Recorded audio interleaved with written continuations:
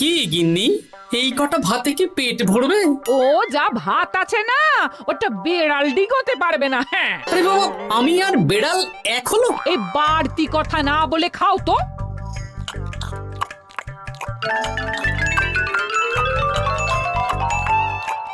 গিন্নি, পেটটা ভরেনি বুঝলে, তুমি আর এক হাঁড়ি ভাত বসাও।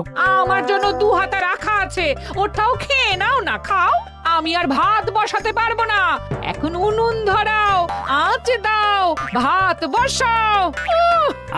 আরে তোমারটা তুমি খেয়ে নাও না, তুমি তো জানো আমার এইটুকু খাবার পোষায় না। তারপর তুমি আজকে ওই ওলের ঝোলটা যা বানিয়েছিলে না, আহা! খাই খাই খাই খাই করে আমার জীবনটাও খেয়ে ফেললে গো। আরে বাবা, ভগবান এই পেট দিয়েছে কিসের জন্য? এত খাটাখাটনি সবকিছুই তো এর জন্য নাকি? হ্যাঁ,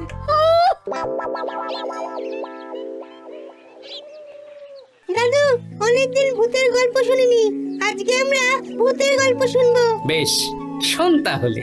আমাদের রাজ্যে আজ থেকে বেশ অনেক বছর আগে একটা খুব পেটুক লোক থাকতো। তোমার মতন পেটুক? বলতে পারিস, কিন্তু ওর গিন্নি ওকে ভালো মতো খেতে দিত না। তাই একদিন না খেয়ে খেয়ে অক্কা পায় আর ভূত হয়ে এদিক সেদিক ঘুরতে থাকে। তারপর কি হলো দাদু? তারপর তো সে এক মজার ব্যাপার।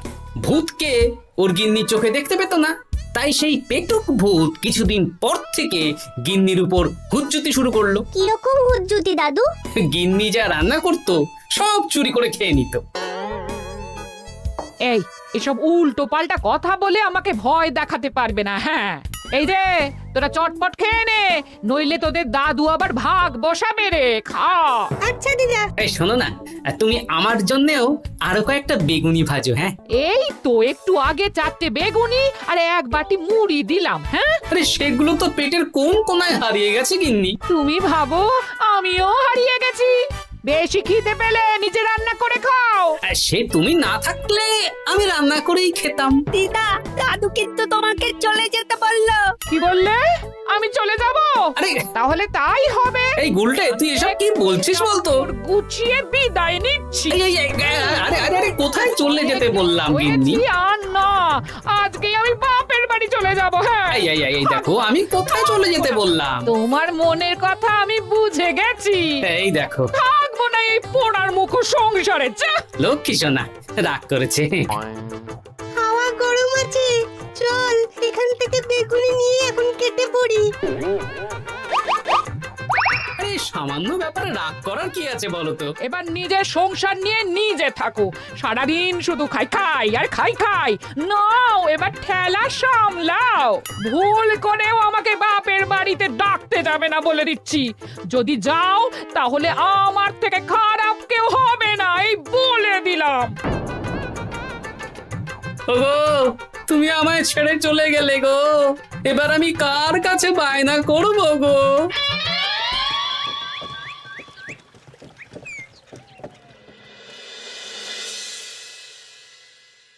রে, তুই একা একা? জামাই কোথায়? তোমাদের জামাইকে ছেড়ে চলে এসেছি। এ মা, তুমি কি থাকতে দেবে না আমি চলে যাব? এসব আবার কি কথা বলছিস তুই? হ্যাঁ, এ তো তোরও বাড়ি। আমাদের ভাত ডাল জুটলে তোরও জুটবে। কি হয়েছে রে দিদি? দিন রাত খেটে খেটে কয়লার মতো পুড়ে যাচ্ছি, আর ওনার বায়না শেষ নেই। সারাদিন শুধু খাই খাই আর খাই খাই। এবার বুঝবে জামাই বাবু। হ্যাঁ, নিজে হাত পুড়িয়ে রান্না করার ঠেলা।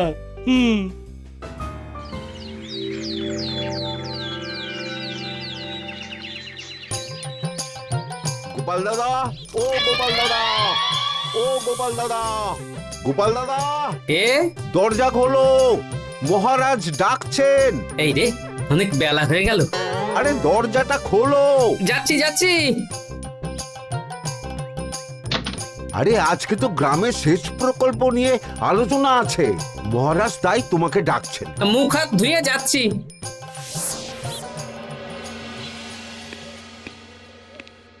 দেখুন মহারাজ, দেখুন, এত বেলায় গোপাল এলো, তাও নিজে আসেনি, ডেকে নিয়ে আসতে হলো। সত্যি গোপাল, আজকে এত জরুরি একটা আলোচনা সভা, কোথায় তুমি তাড়াতাড়ি আসবে? তা না করে গোপাল বাড়াবাড়ি করে ফেললো। গোপাল, এই আমি শেষবারের মতন বলে দিচ্ছি, ফের যদি এরকম রাজসভায় দেরি করে আসতে দেখি তাহলে কিন্তু কড়া ব্যবস্থা নেব। আসলে মহারাজ, আমার গিন্নি গতকাল রাগ করে বাপের বাড়ি চলে গেছে, তাই বেশ হয়েছে। আচ্ছা, যে জন্য আজকের আলোচনা সভা ডাকা হয়েছে সেটা হলো আমাদের রাজ্যের দক্ষিণে একটা সেচের জন্য পুকুর খনন করা হচ্ছে।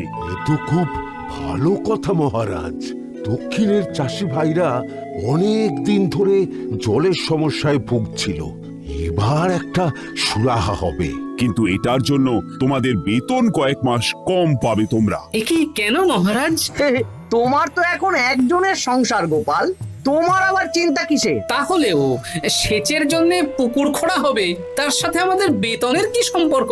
কারণ ভাড়ারের অবস্থা খুব একটা ভালো নয়, তাই আগামী 3 মাস তোমাদের বেতন 5 মোহর করে কম দেওয়া হবে। হ্যাঁ? হ্যাঁ নয় হ্যাঁ। আর ওই 3 মাসের কেটে নেওয়া বেতন চতুর্থ মাসের বেতনের সঙ্গে যোগ করে দেওয়া হবে।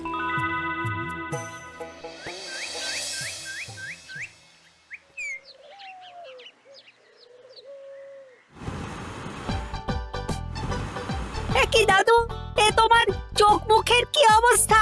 কালি ঝুলি মেখে ভূত। কি আর করবো বল, এসব কি আমার কাজ রে? কালকে ভূতের গল্প শোনাচ্ছিলে, আজকে নিজেই ভূত সেজে বসে আছো।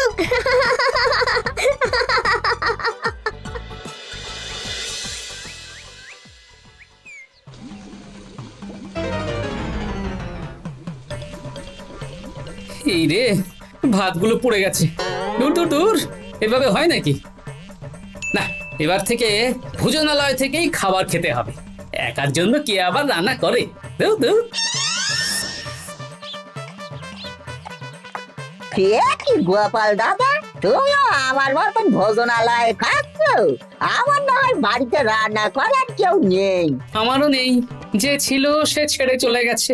ভাই, আর একটু ভাত দেবে? গোপাল দাদা, ভাত আর হবে না গো, আরো কয়েকজন দৈনিক খদ্দের আসবে, তাদের জন্য রেখে দিয়েছি। তাহলে কি আর করা যাবে? একটু একটু ওই তরকারি একটা শাল পাতায় মুড়ে দে, বাড়িতে গিয়ে মুড়ি দিয়ে খাবো। আচ্ছা, তা দিচ্ছি। তুমি খাওয়া হয়ে গেলে হাত মুখ ধুয়ে নাও। আচ্ছা গোপাল দাদা, গিন্নিমা চলিয়ে গেল কেন? সে তোর গিন্নিমাকে গিয়ে জিজ্ঞেস কর। সেটা জিজ্ঞেস করতেই হবে, তোমার মতো একটা ভালো মানুষকে ছেড়ে চলিয়ে গেছে।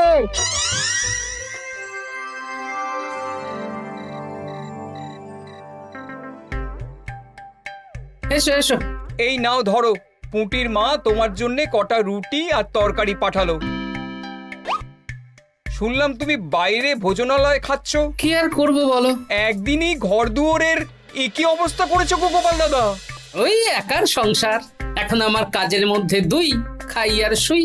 তা গিন্নিমাকে খবর দাও। না না না, খবর দিলে আবার অশান্তি শুরু করবে, বরং তুমি গিয়ে বলো। বেশ, তাহলে কালকে আমি তোমার শ্বশুর বাড়ির দিকে সার কিনতে যাব, না হয় গিন্নিমাকে আমিই খবর দিয়ে দেবো।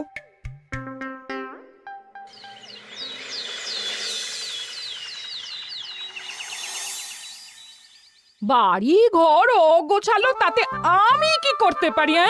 এখন আমি আর ওই বাড়িতে থাকি না। হ্যাঁ, শুধু তাই না, গোপাল দাদা বাইরে ভোজনালয়ে তেল মশলা দেওয়া উল্টো পাল্টা খাবার খাচ্ছে গো। থাক, আমাকে এসব কথা শোনাতে আসবে না পুটির বাবা। আমার খাটতে খাটতে জীবনটা কয়লা হয়ে গেছে, কয়লা। ওনার বায়নার শেষ নেই। হ্যাঁ,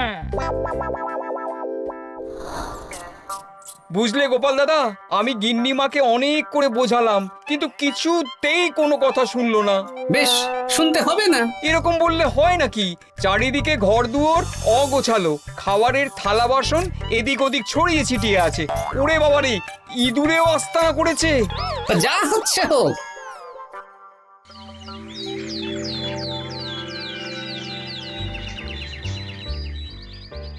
ভোলা, আটটা কচুরি দাও তো ঝটপট, খেয়ে রাত সভায় চলে যাব। এই নাও। ও গোপাল দাদা, শুনলাম নাকি গিন্নিমা বাড়ি ছেড়ে চলে গেছেন? হ্যাঁ, ঠিকই শুনেছো। তাই বাইরের খাবার খেয়ে কতদিন কাটাবে? এভাবে তো তোমার শরীর খারাপ করবে। ওই শরীরের নাম মহাশয়, যা সবে তাই সয়। রান্না বান্না করছো বাড়িতে? না, রান্না করার লোক নেই, আর আমার দ্বারা ওসব কালিঝুলি মাখাও সম্ভব না। দেখো গোপাল দাদা, এই রোজ রোজ বাইরের খাবার খাওয়া ভালো নয়। ভাবছি আরেকটা বিয়ে করব। হ্যাঁ, বলো কি? গিন্নিমা জানলে তো? জানলে জানুক, ও তো এখন আর আমার কেউ নয়। গোপাল দাদা আরেকটা বিয়ে করবে? না না না না না, গিন্নিমাকে বলতেই হবে ব্যাপারটা।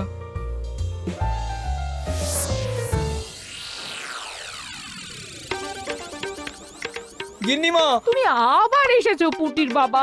সর্বনাশ হয়ে গেছে। আবার কি সর্বনাশ? হ্যাঁ, বাড়ির চারিদিকে অগোছালো, ইঁদুর মশা মাছি ঘুরে বেড়াচ্ছে। আমি আর ওই বাড়িতে যাব না। গোপাল দাদাও সেই ব্যবস্থাই পাকাপাকি করতে চলেছে, আরেকটা বিয়ে করবে। কি বললে? জল জ্যান্ত বউ থাকতে আরেকটা বিয়ে? হ্যাঁ, আমি আজকেই যাব। ওর একদিন কি আমার একদিন? হ্যাঁ, আমি আজকেই যাব। এই দিদি, এক মুহূর্তে এরকম বদলে গেলি কেন? আবার আবার তো জামাইবাবু তোকে কাটাবে। তা বলে তোর জামাই বাবুটাই অন্য কারোর হয়ে যাবে? হ্যাঁ, আমি বেঁচে থাকতে আমি হতে দেব না। তাহলে দিদি আমিও যাব। ওই জামাইবাবু অতিরিক্ত খায়, জামাইবাবুর খাওয়া বন্ধ করতে হবে, বুঝলি? ঠিক আছে, চল তাহলে চল। ঠিক আছে, চলুন তাহলে। হ্যাঁ হ্যাঁ, তাই চলো। বুঝলি দিদি, আমার মাথায় একটা মতলব এসেছে। হ্যাঁ। কি মতলব শুনি?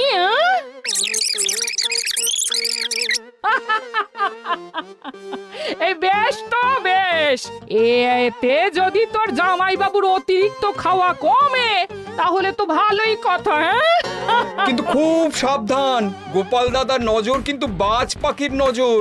তাহলে যাওয়ার পথে একটা সাজঘর হয়ে যেতে হবে। হ্যাঁ, তাড়াতাড়ি চলুন, রাতে মনে হয় ঝেঁপে বৃষ্টি হবে। কই গো, বলি কোথায় গেলে? এ কি, আমি তো বেশ ভালোই ছিলাম, তা তুমি আবার ফিরে এলে কেন? আমি বেঁচে থাকতে তুমি আবার বিয়ে করবে? ওসব চলবে না। আমি এক সাধক বাবাকে নিয়ে এসেছি, তোমার সব ভীমরতি ইনি ছড়িয়ে দেবেন। হ্যাঁ, আজকে থেকে তোমার অতিরিক্ত খাওয়া দাওয়া বন্ধ করার দায়িত্ব এনার। যা বাবা,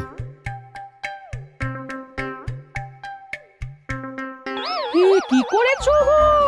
হ্যাঁ, ঘর দুয়ার তো পুরো শ্মশান হয়ে গেছে গো। এখন আবার তোমার ঘর তুমি পরিষ্কার করো। সে করছি, তুমি যাও বাজার করে নিয়ে এসো। ভোলার দোকান থেকে বেশি করে ছানা আনবে, আর রাতে ছানার বড়া করে তরকারি বানাবো। হ্যাঁ, আহা, কতদিন খাইনি, এক্ষুনি যাচ্ছি। উহ, তাড়াতাড়ি যাও, তাড়াতাড়ি যাও। মেঘ ডাকছে, রাতে বৃষ্টি হবে। আমি এই ঘর গুছিয়ে রান্না বসাচ্ছি গো। বলো কি গোপাল দাদা, গিন্নিমা ফিরে এসেছেন? হ্যাঁ, সকালে তোমার দোকানে বলেছিলাম না বিয়ে করব, সেটা নিশ্চয়ই কেউ শুনে গিন্নির কানে দিয়েছে। ব্যাস, ঘরের বউ ঘরে চলে এলো। সকালে যখন তোমাকে আমি ওই কচুরি দিচ্ছিলাম, তখন তো ওই পুঁটির বাবাকে দোকানের সামনে দিয়ে হেঁটে যেতে দেখেছিলাম। তাহলে পুঁটির বাবাই খবর দিয়েছে, ভালোই হয়েছে। যাই হোক, আমাকে ওই 500 গ্রাম মতো ছানা দাও তো, গিন্নি ছানার বড়া দিয়ে তরকারি করবে। ভালো তো, ভালো তো, তোমরা ওই কর্তা গিন্নি একসাথে খাবে। আবার কোন সাধককে নিয়ে এসেছে যে আবার খাবার খাওয়া নিয়ন্ত্রণ করবে? দেখো কি করে তোমাকে সামলায়। এই নাও।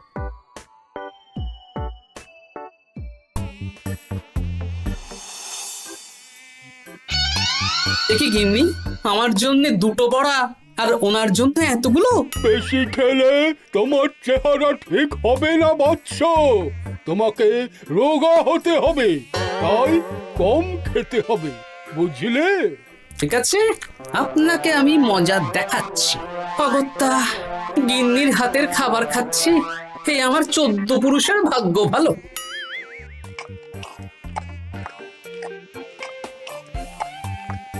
বাবা, আপনাকে আরেকটু তরকারি দিই বাবা? দে মা, দে। আমাকে দাও। একদম না, বলেছি না তোকে রোগা হতে হবে। হ্যাঁ, কি মশা রে তোদের বাড়িতে। আরে রে, নকল গুঁফ, মশা যাওয়ার আগে আপনাকে আমি তাড়াবো। এই কদিন চারদিকে সব ছড়িয়ে ছিটিয়ে নোংরা করেছে, মশা মাছি এত তাড়াতাড়ি যাবে না। হ্যাঁ, আমার খাওয়া হয়ে গেছে, আমি উঠলাম। আপনি ভালো করে খান, কেমন?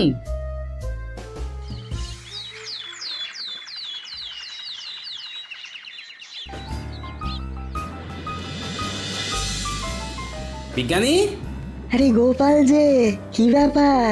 একটা সাহায্য চাই বিজ্ঞানী। বলো বলো, আমি কি করতে পারি? কয়েক টুকরো বরফ বানিয়ে দিতে পারবে? তা পারবো, কিন্তু এখন হবে না। তুমি বরং সন্ধেবেলার পর নিয়ে যেও, কেমন? খুব উপকার করলে বিজ্ঞানী। আমি ওটা বিশেষ মোড়কে তোমায় দেব, যাতে গলে না যায়।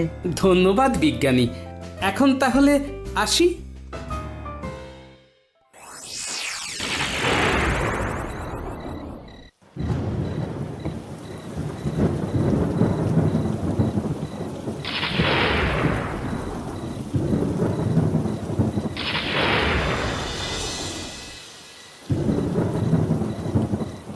ভালো করেছিস বাবা, যা মশার উৎপাত, মশারি ছাড়া ঘুমোনো যাবে না। কথায় আছে সেবাই পরম ধর্ম, তাই একটু ধর্মকর্ম করছি আর কি। আপনি ঘুমিয়ে পড়ুন, আমরা ওই ঘরে গেলাম। হ্যাঁ, সব দরজা জানলা ভালো করে বন্ধ করে দিয়েছো তো? ঝেপে বৃষ্টি নেমেছে। হ্যাঁ হ্যাঁ, কোনো চিন্তা নেই, তুমি ঘুমো। আজকে অনেক খাটনি হয়েছে গো। হ্যাঁ, জয় ঠাকুর।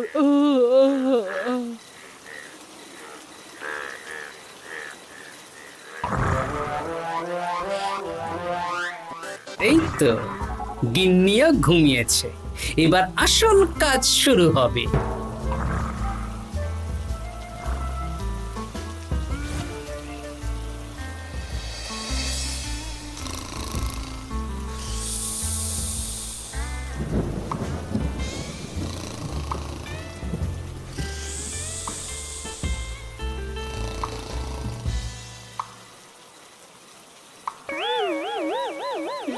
কি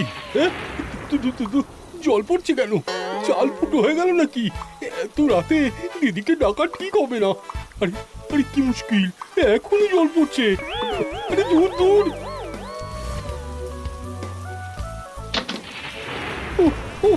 বাপরে বাপ।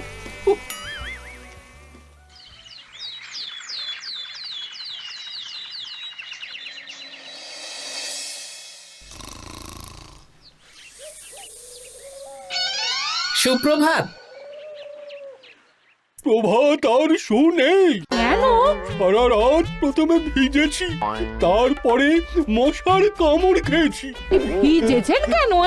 আচ্ছা, এ কি? আচ্ছা।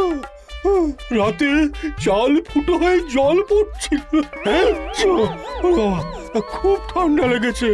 একটু একটু মধু আর তুলসী পাতা দে, একটু খাই। এই দিচ্ছি বাবা। এ হতেই পারে না, কদিন আগেই তো চাল সারিয়েছি।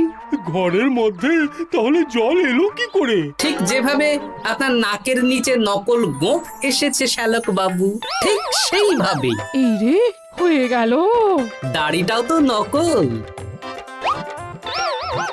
না মানে আমি বুঝিয়ে বলছি গোপাল, তুমি তো একটু বেশি করে খাও, তাই আমি ভেবেছিলাম ওই তোমার যাতে খাওয়াটা একটু কমে, তাহলে আমার দিদির খাটনিটা একটু কমবে।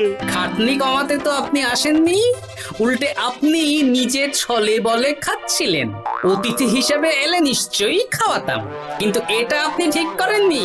ওগো, ও তো আমার ভালোর জন্যই করেছে। তুমি আমার বিবাহিত স্ত্রী, ও এখন তৃতীয় ব্যক্তি, তুমি ওর কথা কেন শুনবে? হ্যাঁ, প্রথমে বাচ্চাগুলো মস্করা করলো, সেই শুনে তুমি চলে গেলে। হ্যাঁ, ওরা তৃতীয় ব্যক্তি, ওদের কথায় কান দিলে। তারপর পুঁটির বাবার কথা শুনে বিশ্বাস করলে আমি সত্যি বিয়ে করছি। হ্যাঁ, সেই জন্যই তো চলে এলাম। হ্যাঁ, এখানে পুঁটির বাবাও তৃতীয় ব্যক্তি, আর তারপর শ্যালক বাবুর কথায় আমাকে কম খেতে দিচ্ছ, আর উনিও তৃতীয় ব্যক্তি। ইয়ে, না মানে? হ্যাঁ মানে, না মানে কিছু না। যখনই সংসারে স্বামী স্ত্রীর মাঝে তৃতীয় ব্যক্তি প্রবেশ করবে তখনই অশান্তি হবে। নিজেদের সমস্যা আমরা নিজেরাই ঠিক করে নেব। আচ্ছা গো আচ্ছা, ঠিক আছে, আর কোনো বাইরের লোকের কথা শুনবো না। এবার বলো তো, ছাদ থেকে জল পড়ার ব্যাপারটা কি? ওটা তো কাল রাতে মশারির উপরে বরফ রেখেছিলাম, আর সারা রাত ধরে বরফের জল শ্যালক বাবুর গায়ে পড়েছে।